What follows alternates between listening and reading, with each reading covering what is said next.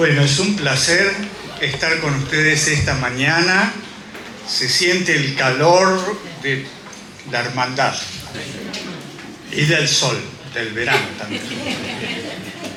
Pero es hermoso reunirse entre hermanos cualquier día de la semana para estudiar la palabra de Dios. Pero estar un sábado es especial.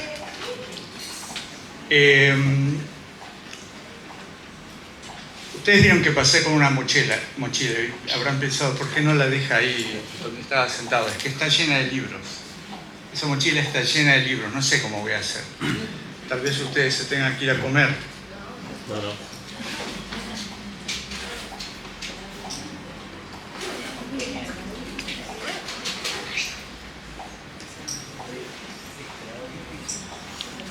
Esta Biblia me acompaña desde hace como 30 años. Tenía otra, pero me desapareció un día.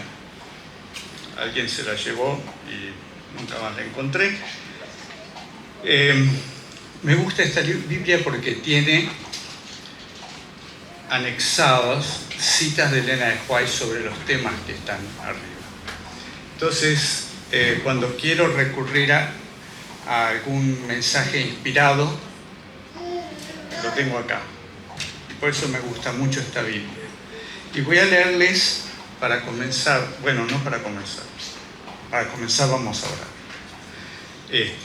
Después les voy a compartir algunas cuantas cosas. Ármense de paciencia. Esto va a ser largo. Y no se rían porque va a ser largo. En serio. Pero vamos a orar al Señor. Permiso.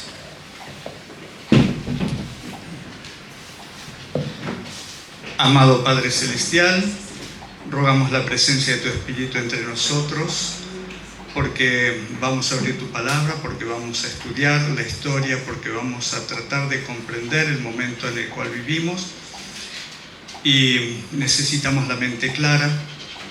Rogamos que tu Espíritu descienda aquí al corazón de cada uno de los presentes. Lo pedimos no por nuestros méritos que no tenemos, sino porque deseamos hacer la voluntad de Jesús en su santo nombre. Amén.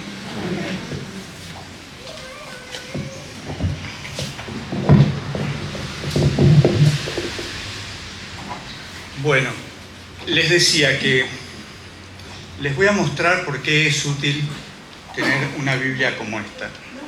Yo no sé si todavía la siguen vendiendo, alguien me dijo que ya no, pero es una lástima. Vamos a buscar Génesis. Bueno, este versículo ni lo tendríamos que buscar porque lo conoce todo el mundo. Génesis capítulo 3.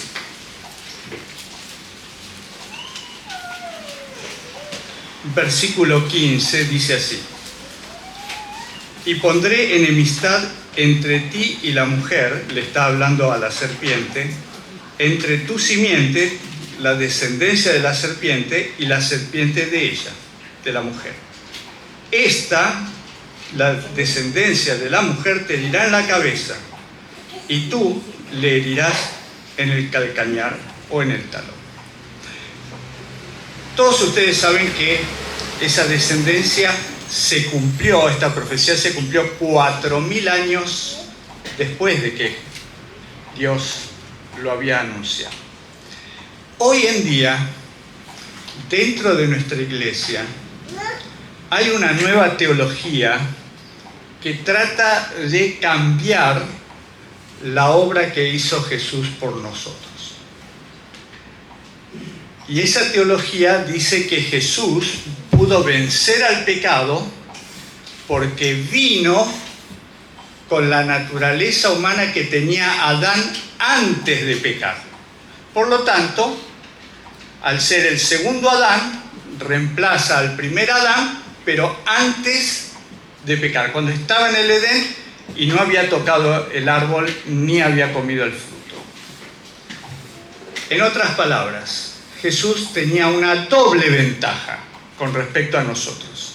La primera ventaja es que es el Hijo de Dios, es Dios. Y la segunda ventaja es que no tenía el pecado que tenemos nosotros. En otras palabras, Jesús vino a morir para redimirnos, pero nosotros nunca jamás podremos vivir sin pecar. Eso contradice varios pasajes de la Biblia, especialmente cuando habla de los 144.000, que son un grupo especial que sobrelleva las pruebas sin caer en las trampas de Satanás. Lo que dice el comentario de Elena de White sobre este punto es lapidario.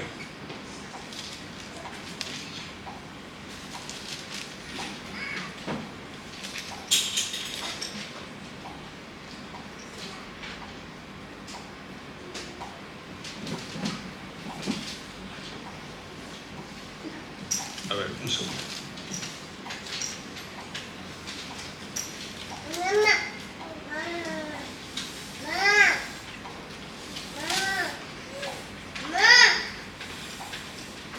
Dice así: Cristo colocó sus pies en las pisadas de Adán. ¡Qué amor! ¡Qué admirable condescendencia!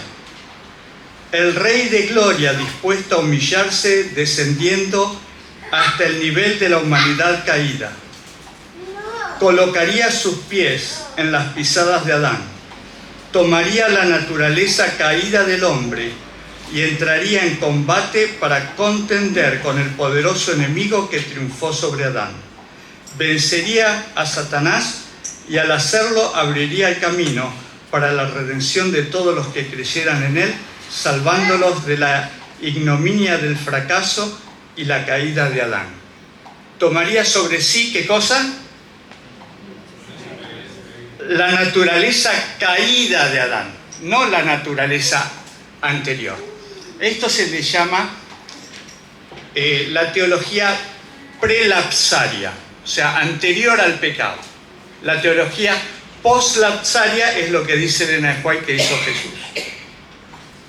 Tomó la naturaleza caída, recién caída de Adán, de hacía unos minutos. No, con 4.000 años de pecado.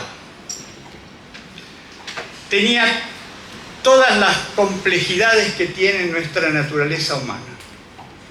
Y él venció, aferrándose a Jesús, a Dios. Es el ejemplo que dice el Señor: ejemplo os he dado para que como yo hago, vosotros también lo hagáis. Eso lo dice en la Santa Cena, pero se aplica a cualquier aspecto de la vida de Jesús. El tema que quiero presentarles hoy es: tengan cuidado con los teólogos, porque esta historia de la naturaleza prelapsaria y poslapsaria surge de conceptos acuñados por los teólogos. ¿Y quiénes son los teólogos? ¿Dónde se encuentran los teólogos? ¿Y para qué sirven los teólogos? Y vamos a ver que hay todo un peligro en creerle a los teólogos sin investigar a fondo. Un amigo mío me decía esta semana, él ahora vive en el campo, en el medio de la provincia de Entre Ríos, pero hasta hace poco vivía acá en Florida. No sé si estoy señalando bien, pero Florida, por acá. Anciano de la iglesia de Florida.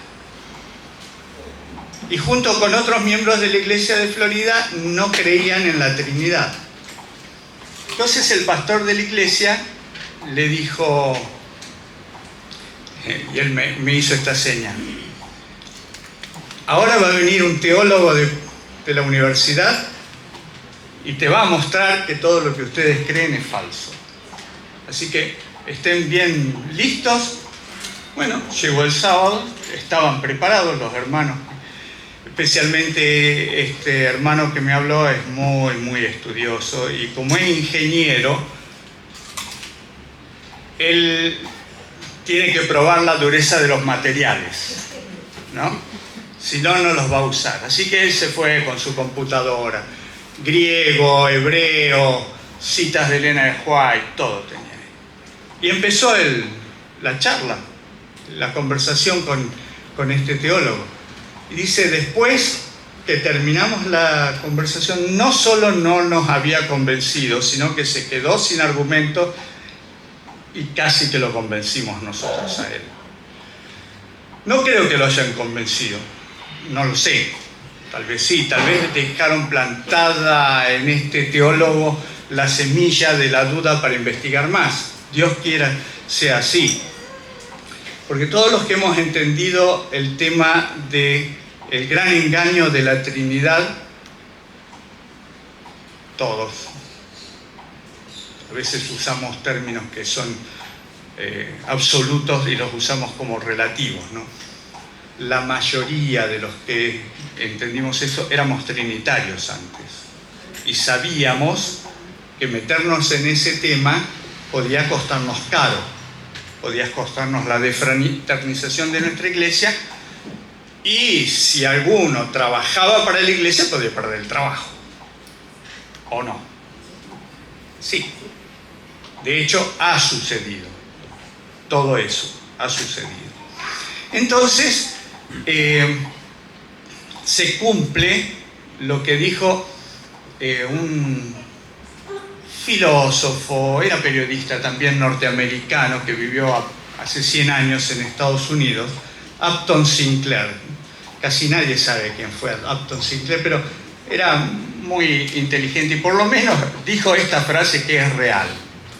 Dijo así: es muy difícil hacer que alguien entienda algo si su sueldo depende de que no lo entienda. Y nosotros lo vemos en este tiempo. Hay muchas personas que no quieren entender simplemente porque piensan cuánto les va a costar entender. Pero la búsqueda de la verdad es un camino que Jesús nos dice que tenemos que comenzar. Vamos a Juan, capítulo 8, el Evangelio de Juan, capítulo 8, no las cartas.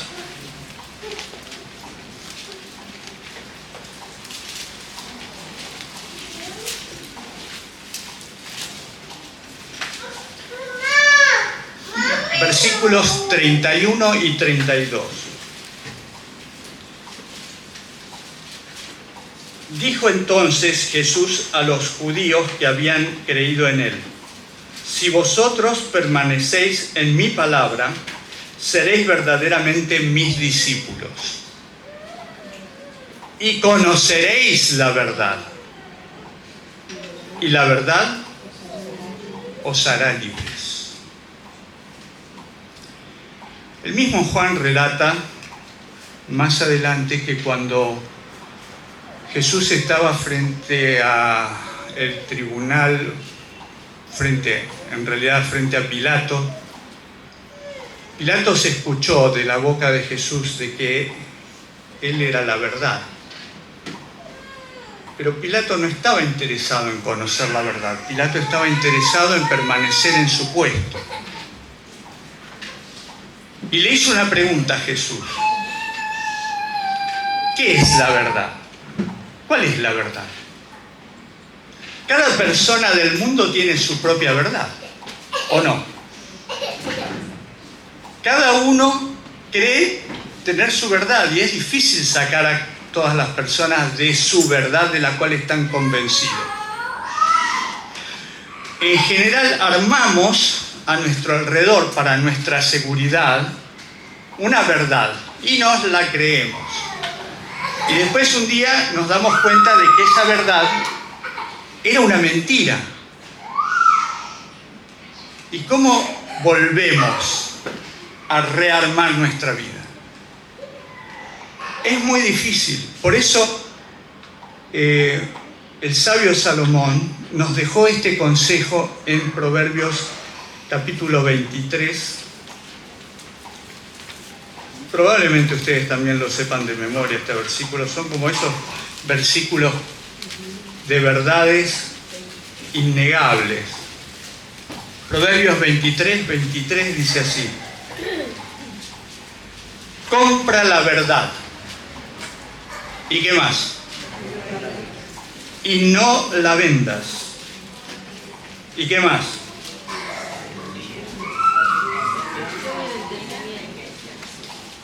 La sabiduría, la enseñanza y la inteligencia. Compra la verdad y no la vendas, pero además de eso, de comprar la verdad, compramos la sabiduría, la enseñanza y la inteligencia.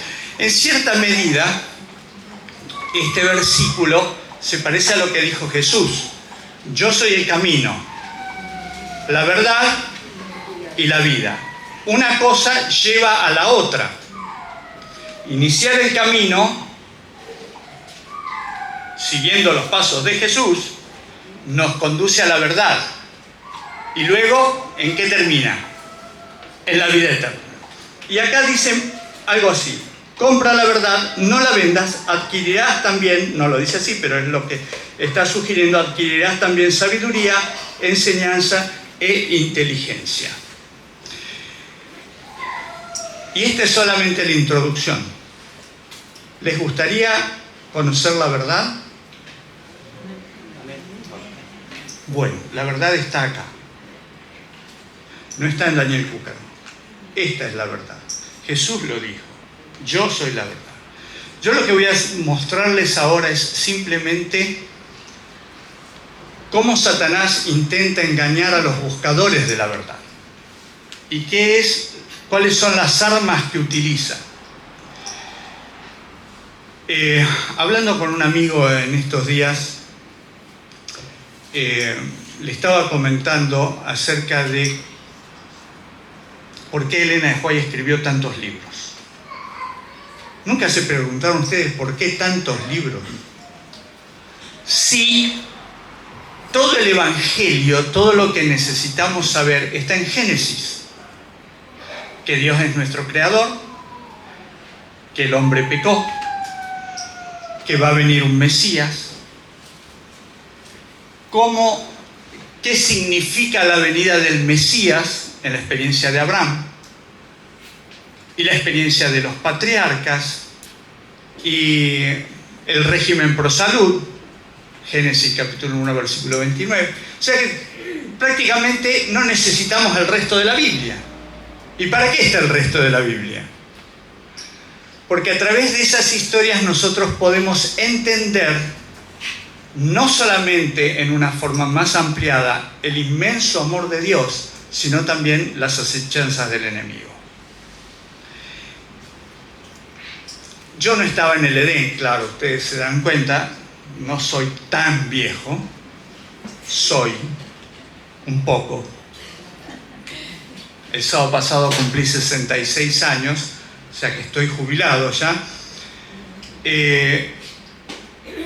Pero intuyo que, de acuerdo a lo que dice Elena de White, de la experiencia de Adán y Eva en el Edén, ellos recibieron allí toda la instrucción acerca del amor de Dios y la visita de Jesús y de los ángeles. Más no se puede pedir. ¿Cuánto nos transmitieron Adán y Eva a nosotros de esa experiencia? ¿Cuánto? Unos dicen mucho y otros dicen nada. A ver si nos ponemos de acuerdo. No vamos a salir de acá hasta que no nos pongamos de acuerdo. Hermanos, no nos transmitieron nada, casi nada de esa experiencia. No les sirvió de nada. No sabemos cuántos años o cuánto tiempo estuvieron en el jardín del Edén. Yo tengo una cierta idea también basado en lo que Elena de White dice, que Jesús, dice así Elena de White: la tentación fue apartada de Adán en todo lo posible. se dispuso el plan de salvación de tal forma que cuando Adán fue probado, la tentación fue apartada de él todo lo posible. Cuando Adán fue tentado, no tenía hambre. Eso habla del amor de Dios, ¿verdad? ¿Alguna vez se preguntaron? Siquiera imaginaron esa situación. No había excusa para el pecado. No había excusa. No es que había estado caminando todo el día y estaba muerto de hambre. No tenía hambre. Ese es el amor de Dios. Apartó la tentación todo lo posible. Y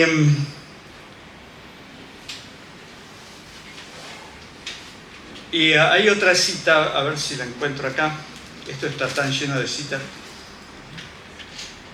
Donde dice que Jesús puso sus pies en las pisadas de Adán. Dice Elena de White. Jesús puso sus pies en las pisadas de Adán. ¿Eso qué significa? Que cuando Jesús vino acá, transitó el camino como ser humano, pisando las pisadas de Adán. ¿Cuánto tiempo estuvo Adán pisando en el Edén antes de caer? No sabemos. Intuyo alrededor de 30 años. Intuyo. Basándome en estas cosas, ¿no? Esas declaraciones de Elena White que casi nadie lee. Bueno,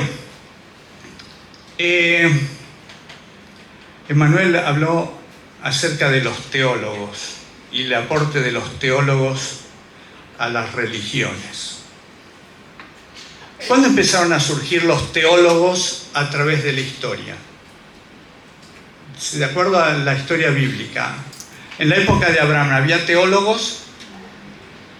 No.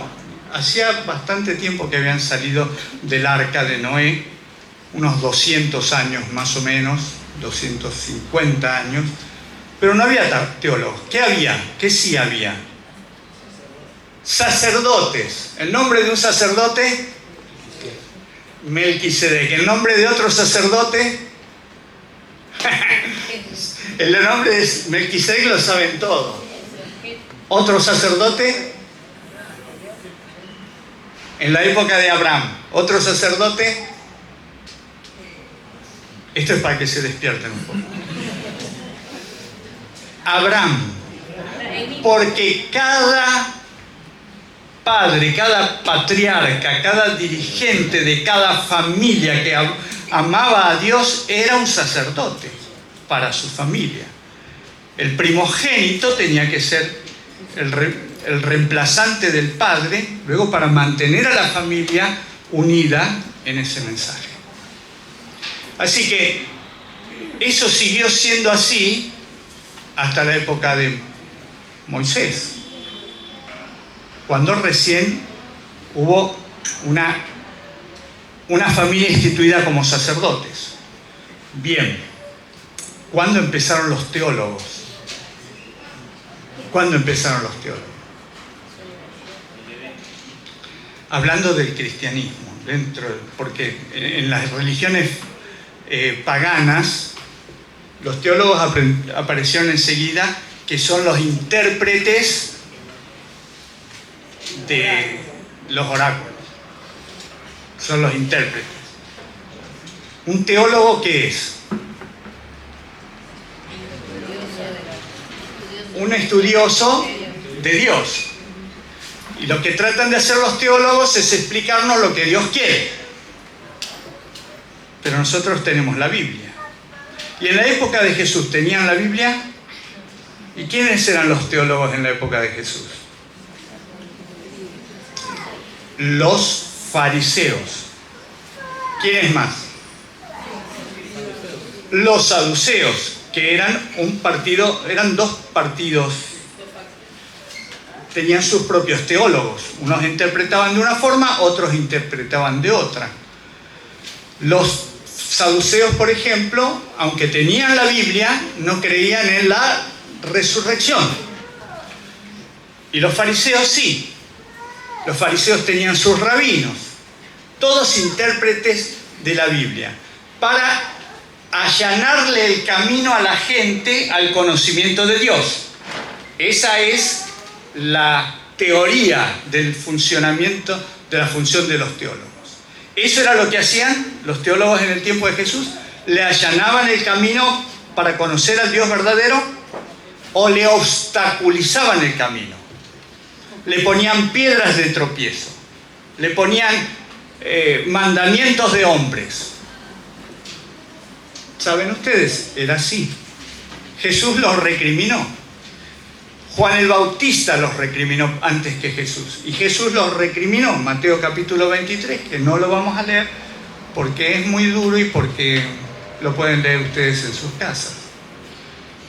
Y Jesús no estaba de acuerdo con los escribas, con los fariseos, con los saduceos, justamente porque entorpecían el acceso del pueblo a la palabra lisa y llana de Dios. ¿Por qué la gente lo seguía a Jesús? ¿Él cómo predicaba? ¿Complicado o fácil? Fácil. ¿Qué usaba para la predicación? La naturaleza, las experiencias cotidianas de la gente. Y lo entendían. Las parábolas. Nunca utilizaban parábolas los fariseos y los saduceos. Ellos utilizaban un lenguaje elevado al cual el pueblo no podía llegar. ¿Qué idioma utilizaban los fariseos para discutir las cuestiones bíblicas? Hebreo. ¿Qué idioma hablaba el pueblo? Arameo. Van bien, van bien. De vez en cuando. Pero, ¿ustedes creen que estamos muy lejos de esa situación? Las religiones existen gracias a los teólogos. ¿Todos los teólogos son malos? ¿Algún teólogo bueno? Claro, depende. No, pero ha habido teólogos buenos. A lo largo de la historia ha habido hombres sinceros que, siendo teólogos, estuvieron dispuestos a poner su cabeza para que se la corten. Y si vamos un poco más atrás, Saulo de Tarso, ¿no era un teólogo Saulo? Sí. Pero él dejó su comprensión teológica que lo había formado y se acercó a Jesús y entendió el mensaje de Jesús. Y eso fue lo que pasó con los teólogos sinceros. Jerónimo Savonarola en Italia, perdón, claro, Martín Lutero, obviamente, Wycliffe, Juan Hus, todos eran sacerdotes católicos.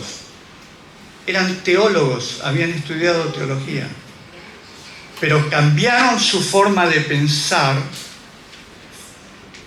y predicaron la palabra de Dios. Entonces, no nos vamos a enojar con todos los teólogos, solamente con aquellos que deliberadamente, para mantener las estructuras de su religión, apartan al pueblo del camino. Pasa en todas las religiones que tienen teólogos. Cuando le damos a los teólogos la autoridad de interpretar la Biblia, pues estamos poniendo en sus manos nuestra salvación. Lamento decirlo así, pero es así. Los teólogos son confiables hasta cierto punto. Y hay teólogos sinceros, lo vuelvo a decir, conozco algunos de ellos. No todos son lo suficientemente valientes como para renegar del sueldo que reciben. Algunos están esperando hasta un determinado momento, tal vez, que suceda algo para dar a conocer su su verdadero pensamiento, lo cual los hace en cierta medida no confiables.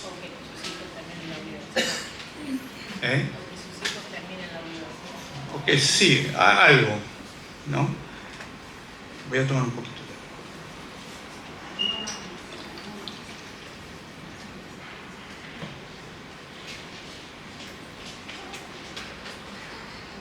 La iglesia adventista no se salva de esto.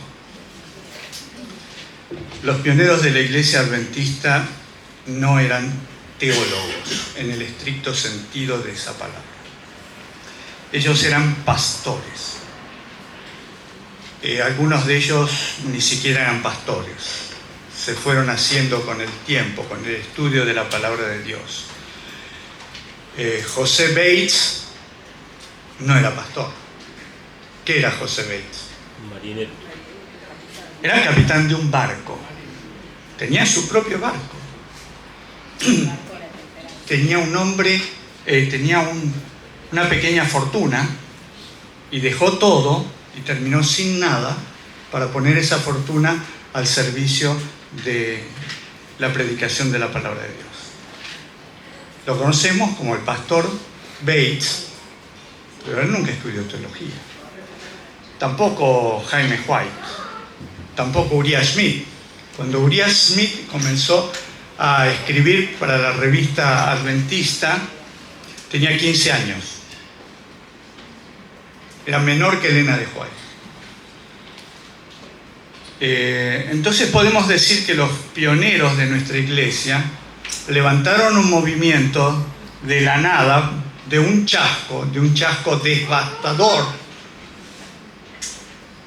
porque querían conocer la palabra de Dios y no se basaban en lo que habían dicho los teólogos de las religiones de las cuales ellos venían.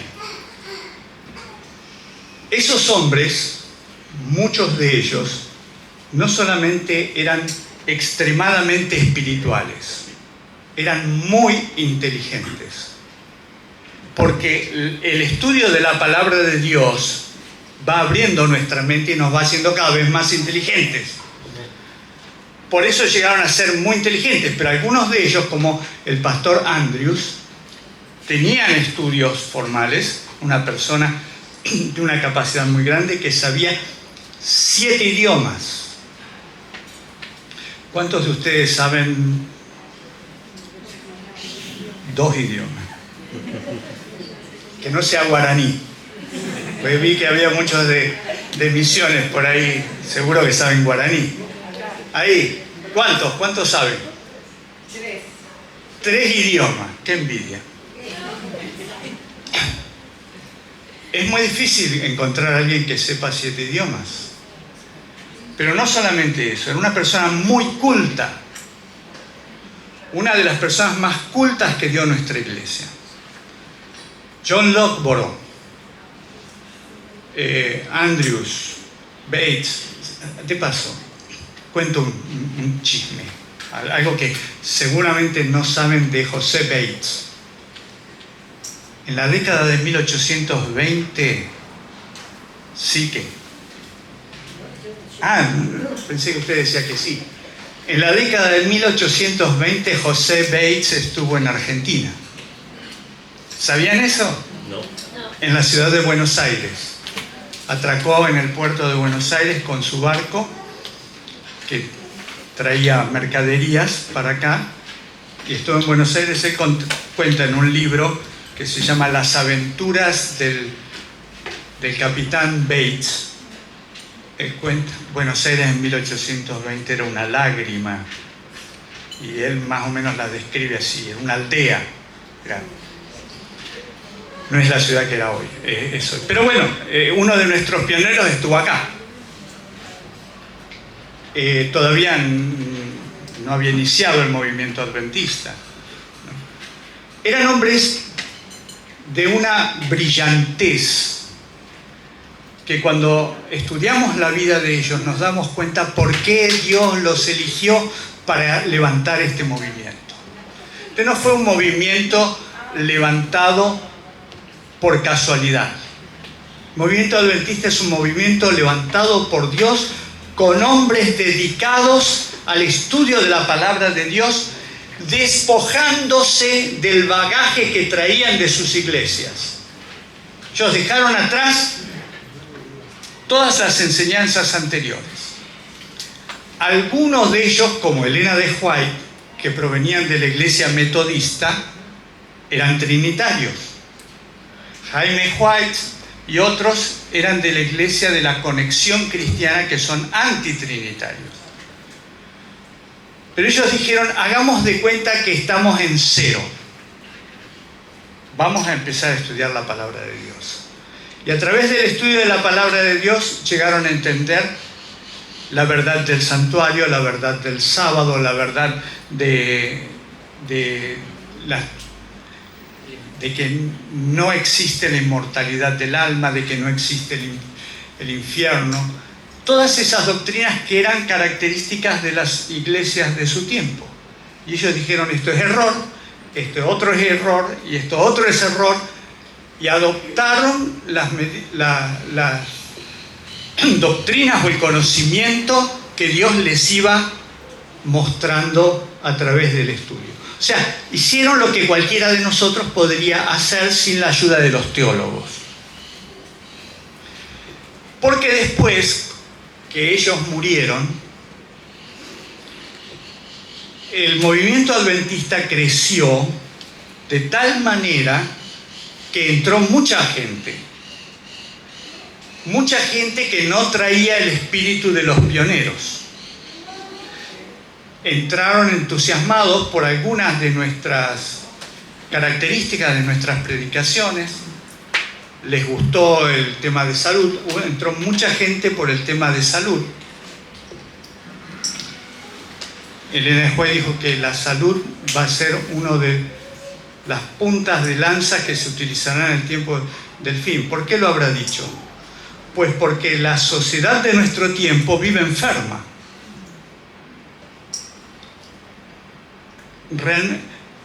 ¿Es así o no, doctor?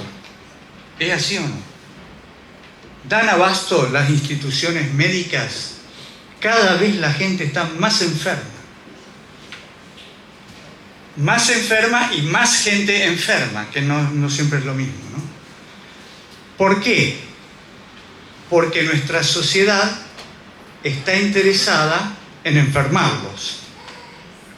Fíjense ustedes si no existieran la cantidad de productos alimenticios que los laboratorios introducen en la sociedad y que tienen tantos aditamentos que finalmente terminan enfermando a la sociedad, y la sociedad está enferma. Y los adventistas, que tenemos el maravilloso mensaje de la salud, no lo podemos predicar como lo deberíamos predicar porque también estamos enfermos. Los que no siguen el plan de salud que Dios le mostró a Elena de White, pero en realidad es un plan que viene desde el Edén, también están enfermos. Un amigo que vive en los Estados Unidos, es un pastor jubilado ya, me comentaba hace poco que en Estados Unidos, ¿por qué me meto en estos líos? No sé cómo decirlo para que no parezca muy fuerte, pero es fuerte. La dieta de los pastores hace que estén demasiado gordos. Por lo tanto, no pueden predicar el programa de salud de la iglesia porque todo el mundo dice, yo no quiero terminar así. Con ese programa de salud no quiero terminar así.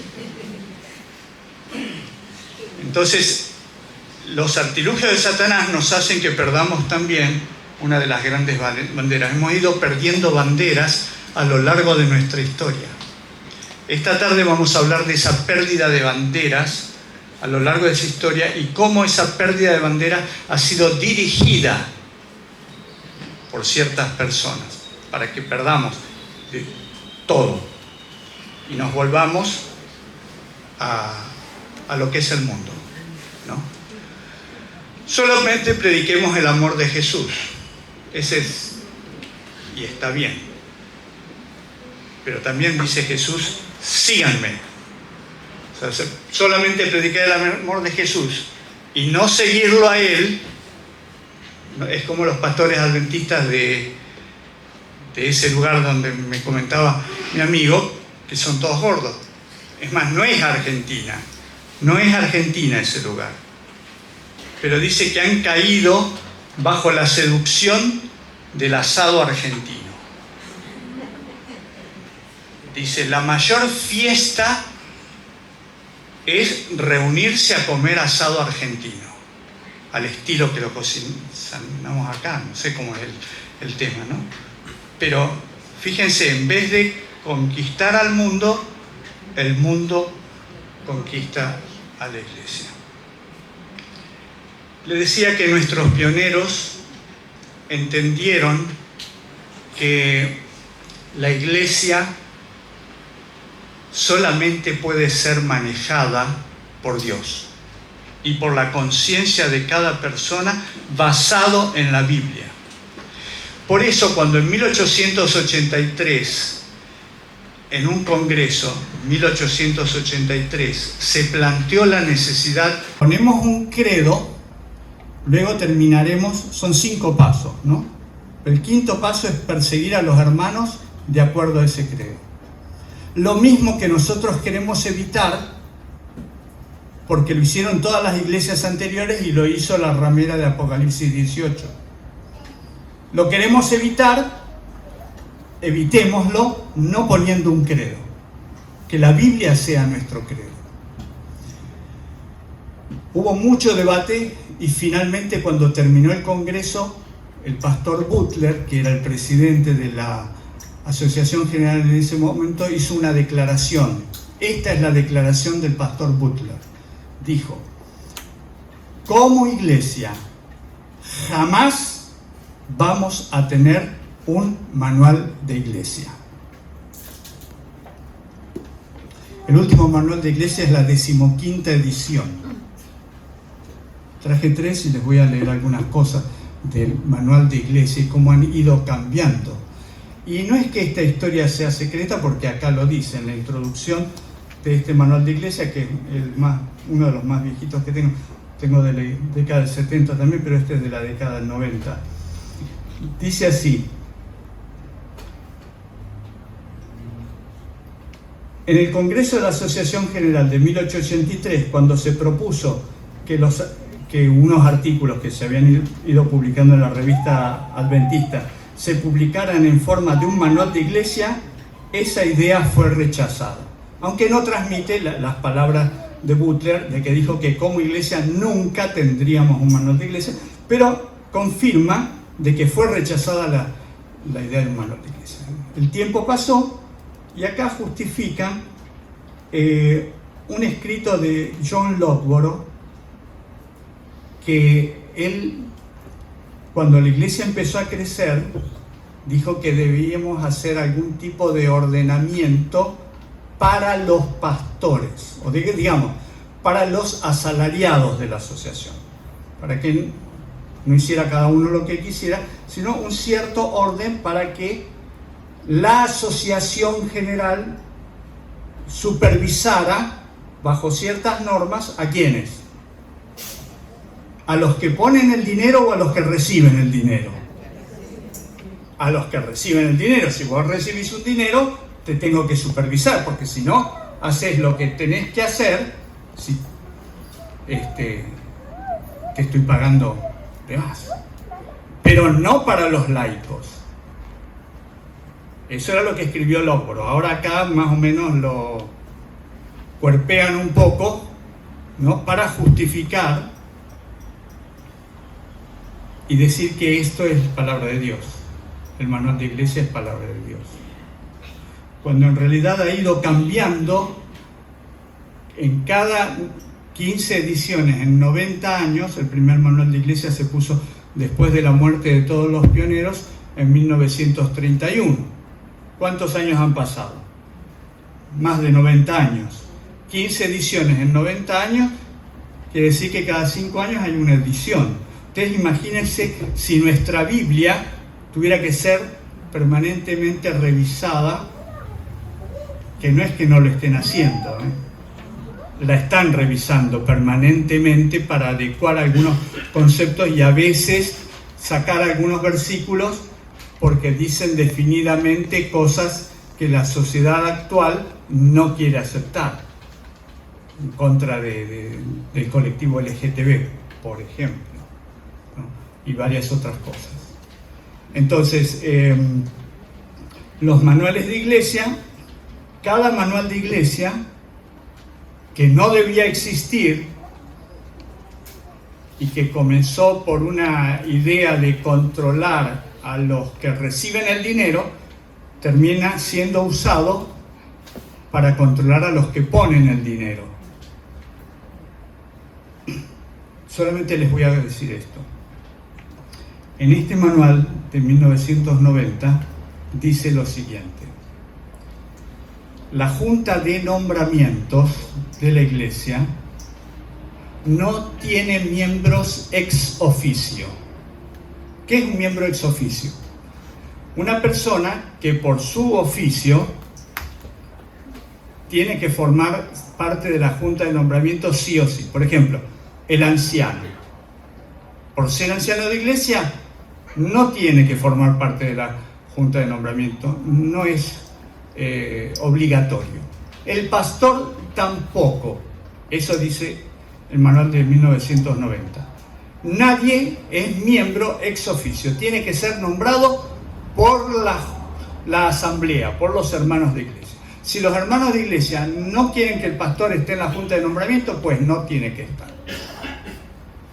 Manual del 2000 dice: el pastor es miembro ex oficio de la Junta de Nombramientos.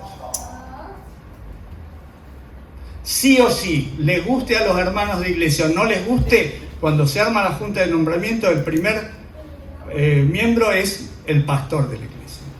Manual del 2005, 5 años. Dice: el pastor es miembro ex oficio de la Junta de Nombramiento y además es el presidente de la Junta. Cada vez más poder, cada vez más poder. Y así se le va restando el poder a los laicos, que son sometidos a lo que dicen los dirigentes. Seguimos con la historia de la iglesia. Manual de Iglesia 1931, ya habían muerto todos los pioneros de la iglesia, todos los que se oponían a esto ya habían muerto. ¿Quién se va a oponer? Ahora viene una nueva generación que acepta lo que sea.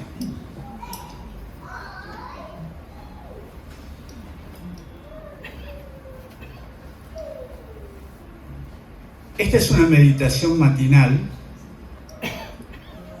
de hace varios años.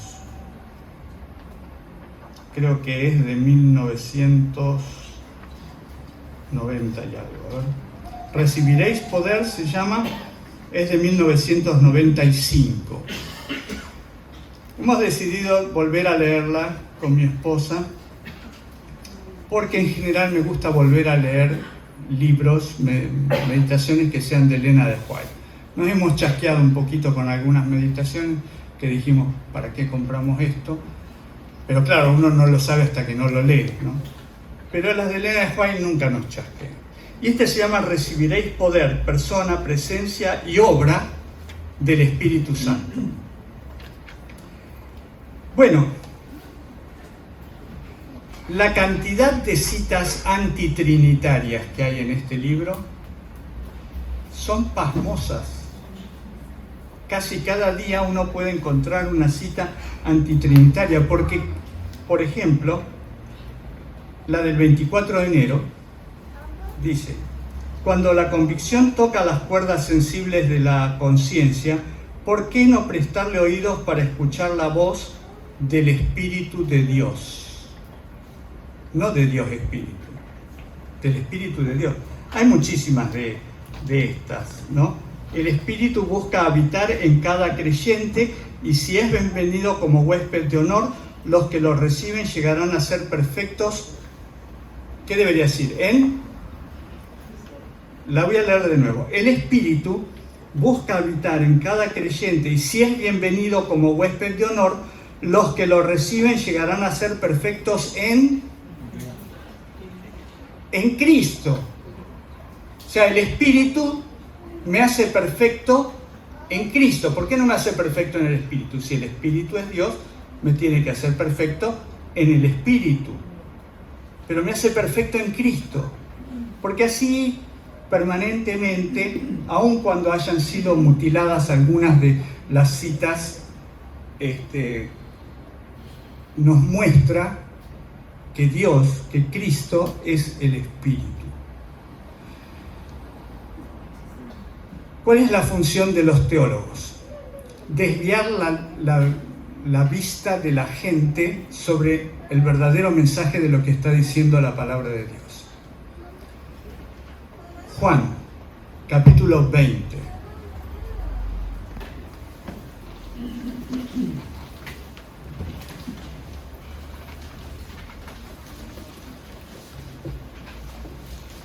Jesús estaba por ir.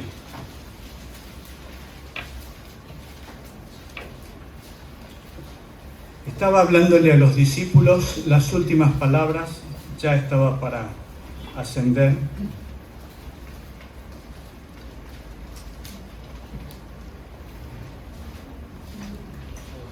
Vamos a leer desde el versículo 20 para que vean el contexto.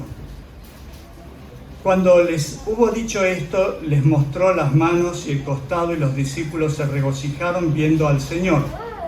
Entonces Jesús les dijo otra vez: paz a vosotros, como me envió el Padre, así también yo os envío. ¿Quién envía? ¿Quién es el que envía? El Padre me envió a mí, dice Jesús, yo los envío a ustedes. Bien.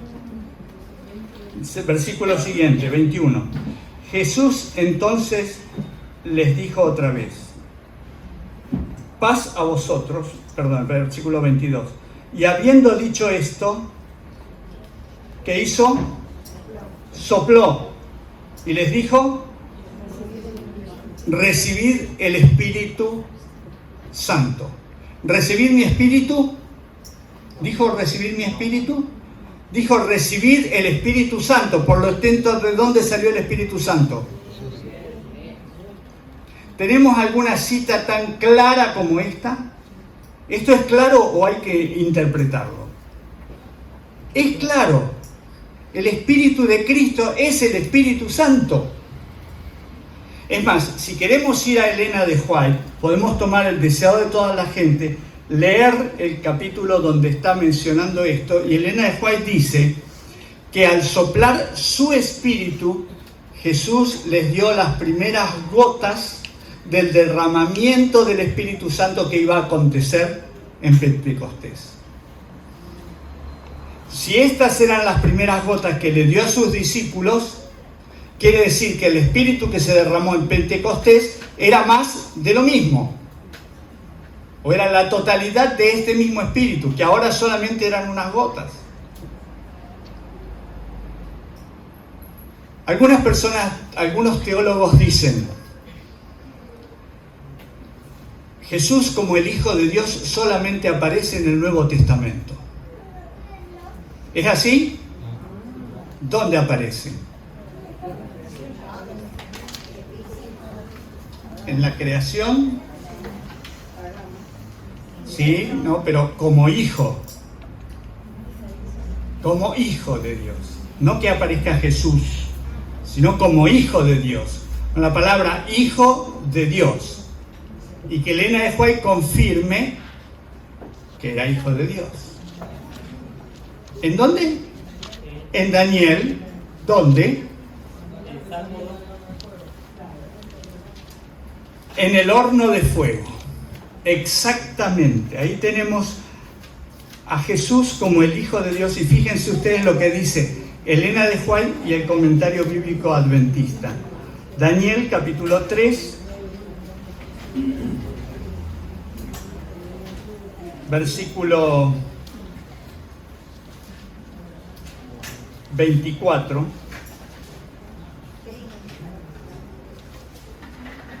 Y 25. Entonces el rey Nabucodonosor se espantó y se levantó apresuradamente y dijo a los de su consejo: ¿no echaron a 3 varones atados dentro del fuego? Ellos respondieron al rey: es verdad, oh rey. Y él dijo: he aquí yo veo 4 varones sueltos que se pasean en medio del fuego sin sufrir ningún daño, y el aspecto del cuarto es semejante a...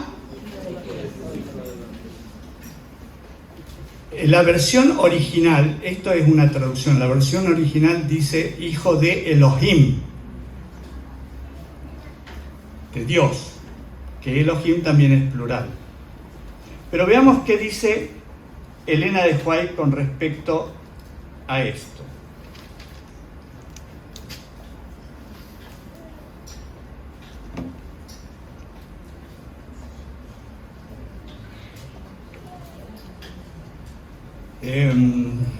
Capítulo 3.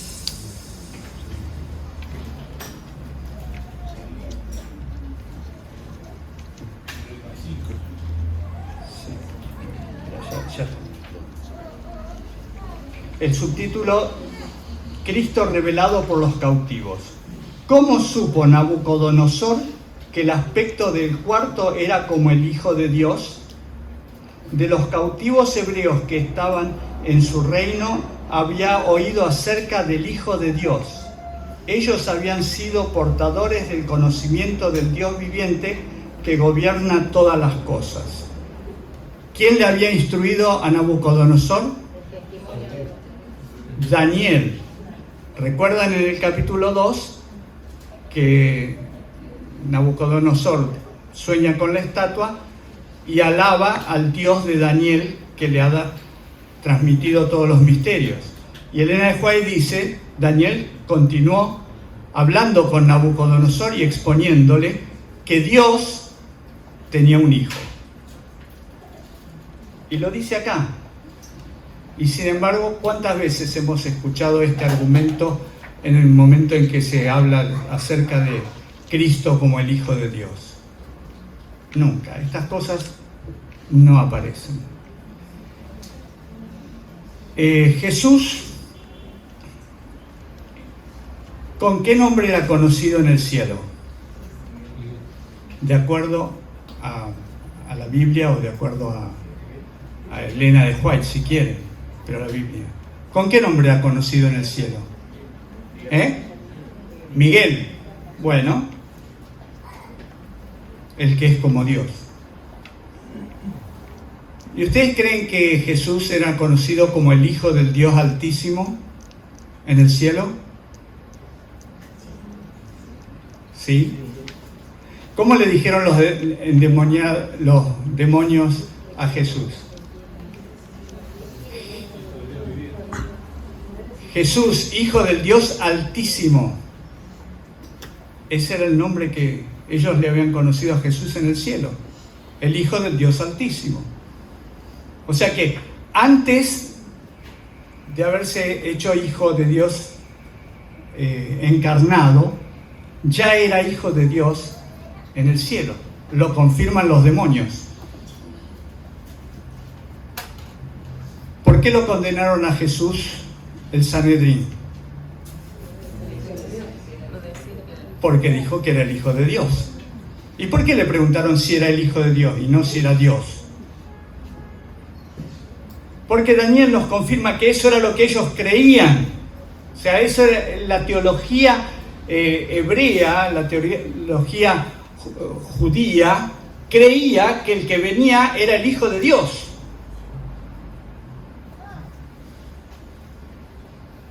Así que los teólogos nos engañan permanentemente. Todos los teólogos, incluso los que traducen la Biblia. Por eso hay que ir a los originales dentro de lo posible. ¿Sabían ustedes que cada vez que en los evangelios aparece la palabra sábado, y en las Biblias dice reposo, en griego dice sábatos? ¿Hay otra palabra en griego que signifique reposo? Hay una palabra en griego. Katapausis. Katapausis quiere decir descanso, reposo. Y sábatos, entonces, ¿qué quiere decir? Si aparece sábatos y lo traducen como reposo. Claro, sábatos proviene del hebreo, Shabbat. Es una palabra que proviene del hebreo y que se refiere pura y exclusivamente a alguno de los sábados sagrados del judaísmo. ¿Y por qué dicen las Biblias reposo y no dice sábado? Exacto. Porque se quiere cambiar la ley. Se quiere cambiar lo que la Biblia dice para que la gente no entienda. Hebreos capítulo 4. Yo les estoy diciendo todo esto para que ustedes no crean nada más que lo que Dios dice y no lo que los teólogos dicen o los traductores traducen.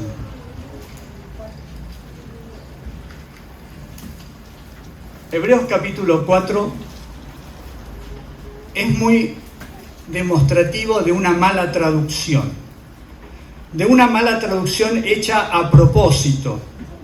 Porque si uno traduce mal porque no sabe, como puede ocurrirme a mí, que mi inglés es bastante básico y si yo tengo que hacer una traducción, me cuesta un poco para encontrar las palabras correctas. Pero alguien que es especialista y que se pone a traducir la Biblia, tiene que saber bien que no se puede poner la misma palabra si en el original la palabra es distinta. Así que vamos al capítulo 4 de Hebreo y vamos a leer. Tenemos pues, no sea que permaneciendo aún la promesa de entrar en su reposo, ¿sí? Reposo. Alguno de vosotros parezca no haberlo alcanzado. ¿Qué dice en griego allí? La palabra griega que aparece ahí es katapausis. ¿Qué quiere decir katapausis? Reposo. ¿Cuándo se aplica katapausis? Cuando usted está cansado. Trabajó 4 días y el 5.º día está cansadísimo. Hizo una guardia, 2 guardias juntas. Al 3.er día está cansadísimo. Necesita un katapausis. ¿Entienden? Un reposo. ¿Ese es un sábado? No. Simplemente estoy cansado, necesito un katapausis. La palabra nuestra pausa viene de katapausis, ¿no? ¿Qué es una pausa? Un paréntesis, algo entre medio, no necesariamente cae en sábado. Vamos a seguir leyendo. Porque también a nosotros nos ha anunciado la buena nueva a ellos, pero no les aprovechó el oír la palabra por no ir acompañado de fe en los que lo oyeron. Pero los que hemos creído estamos en el reposo, katapausis, de la manera que dijo, por tanto juré en mira, no entrarán en mi katapausis, aunque las obras suyas estaban acabadas desde la fundación del mundo. Porque en cierto lugar dijo así del 7.º día, y katapausis, Dios de todas sus obras en el 7.º día. Y otra vez aquí, no entrarán en mi katapausis. Por lo tanto, puesto que falta que algunos entren en él, y aquellos a quienes primero se les anunció la buena nueva no entraron por causa de desobediencia, otra vez determinó un día, hoy, diciendo, después de tanto tiempo por medio de David, como se dijo, si oyereis hoy su voz, no endurezcáis vuestros corazones, porque si Josué les hubiera dado él katapausis, no hablaría después de otro día. Hago un parate acá, una pequeña aclaración. ¿De qué reposo está hablando? ¿De un reposo de adoración o un reposo de cansancio? ¿Qué era lo que les prometió Josué? ¿Cuál era el objetivo? ¿Cuál era para qué Dios había puesto a Josué frente al pueblo de Israel para que le diera ¿qué? La tierra prometida, el reposo. Ya no iban a andar más por el desierto, ahora el reposo. Bien, versículo 9. Por tanto, queda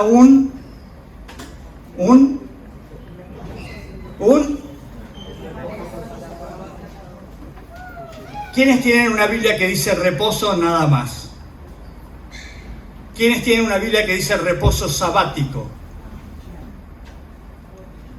¿Cuál es lo correcto?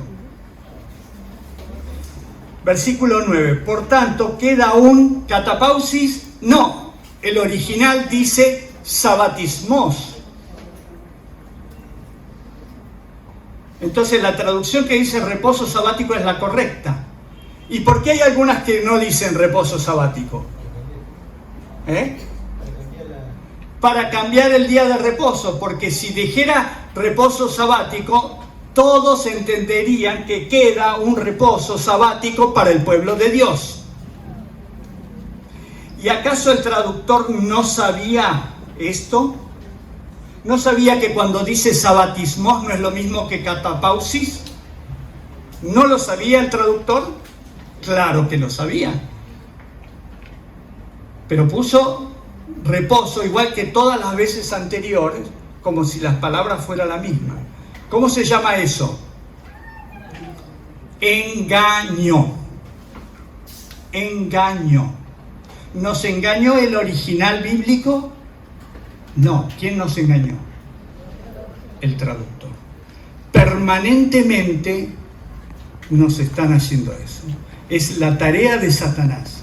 Engañar, engañar, engañar al pueblo de Dios para que se consuma en discusiones permanentemente y no se enfoque en la verdad. Si tuviéramos la Biblia bien traducida, sería más fácil la predicación de la verdad.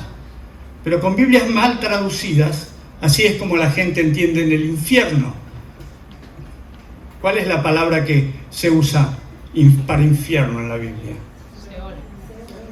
Seol o Gehenna. De acuerdo el contexto, significan cosas distintas.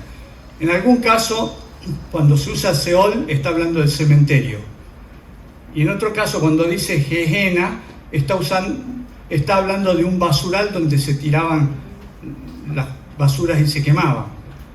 Y cuando se tiraba también eventualmente alguna persona, algún criminal, alguna persona despreciada de la sociedad, tiraban el cadáver ahí. Los animales muertos también los tiraban ahí. Y eso es el Gehenna. Se traduce como infierno porque infierno es una palabra tomada de la teología griega, de un concepto pagano. Y ese es el éxito de Satanás. Cuando convence al pueblo de Dios que las traducciones son correctas y nosotros tenemos que vivir peleando con hermanos cristianos para que entiendan la verdad. Bueno, no he venido acá para que ustedes se peleen con nadie, sino para que entiendan que el camino por el cual tenemos que transitar hacia la verdad está plagado de desviaciones, de problemas y que requieren mucho estudio y oración. Mis hermanos, solamente les presenté un pantallazo de muchas otras cosas que han sido cambiadas en la Biblia, especialmente en el Nuevo Testamento. ¿Por qué el Nuevo Testamento? Con esto termino. ¿Por qué el Nuevo Testamento está tan plagado de alguna de estas traducciones apócrifas o traducciones malintencionadas y errores? Bueno, yo supongo que todos ustedes conocen que Primera de Juan 5:7 no está en los manuscritos más antiguos, sino que es un agregado muy conveniente para la doctrina de la Trinidad. Primera de Juan 5:7, eso lo saben, ni lo tenemos que leer. Como eso, ha habido algunas otras cosas. Dios preserva su palabra original. Pero ¿qué pasó con los griegos y qué pasó con los hebreos? Dios le dio a los hebreos su palabra porque sabía que ellos lo iban a tomar en serio y no iban a cambiar ni una jota ni un tilde.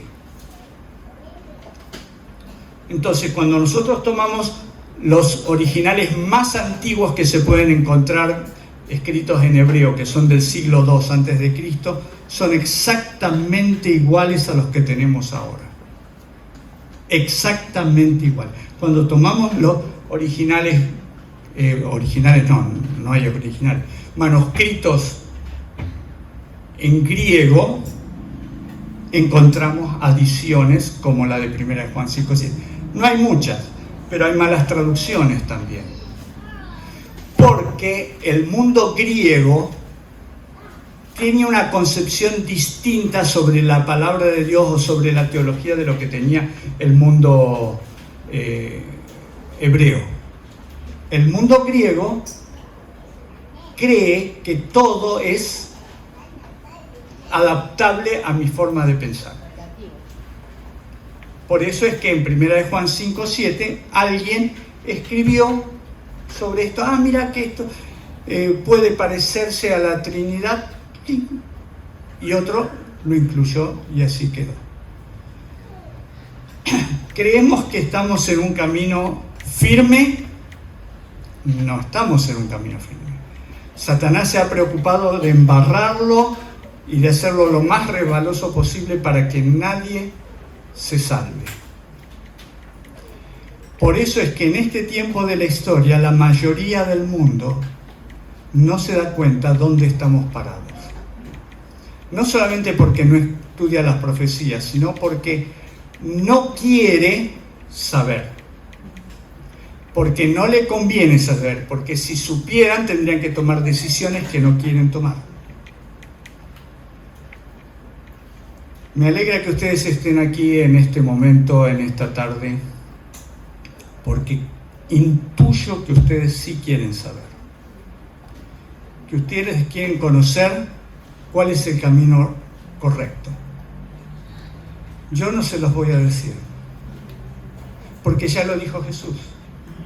Yo soy el camino, la verdad y la vida. Lo único que puedo decirles es, a través de mi experiencia y a través de lo que he leído, cómo son algunos de los engaños de Satanás para el pueblo de Dios. Mientras nos interese más vivir en la comodidad, más lejos estaremos de Dios. Dios puede darnos todo el reposo que nosotros necesitamos, pero solamente si nos ponemos en sus manos. El pueblo de Israel entró en la tierra de Canaán. ¿Tuvieron reposo? Lo acabamos de leer. No tuvieron reposo. Pasaron miles de años y no tuvieron reposo. Hace 3.500 años que entraron. ¿Tienen reposo? Estuvieron exiliados, volvieron del exilio, los exiliaron otra vez, volvieron del exilio, sin reposo y sin paz. Porque para la mentalidad de ellos Jesús es un impostor. ¿Qué es para ti Jesús? ¿Es un amigo? ¿Es tu Salvador? ¿Es alguien a quien le confiarías tu vida? ¿Has aprendido a depender pura y exclusivamente de Él y no de lo que te digan los hombres, por más títulos y másters y todo lo que, doctorados que puedan ostentar? Porque lo que te digan los hombres podría estar muy lejos de lo que Dios quiere para tu vida.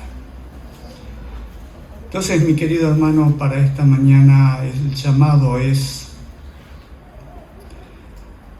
a reformar nuestra manera de pensar y enfocarnos solamente en las cosas espirituales que son eternas. Porque todo lo demás lo vamos a perder. Títulos, membresía de la iglesia, propiedades, todo.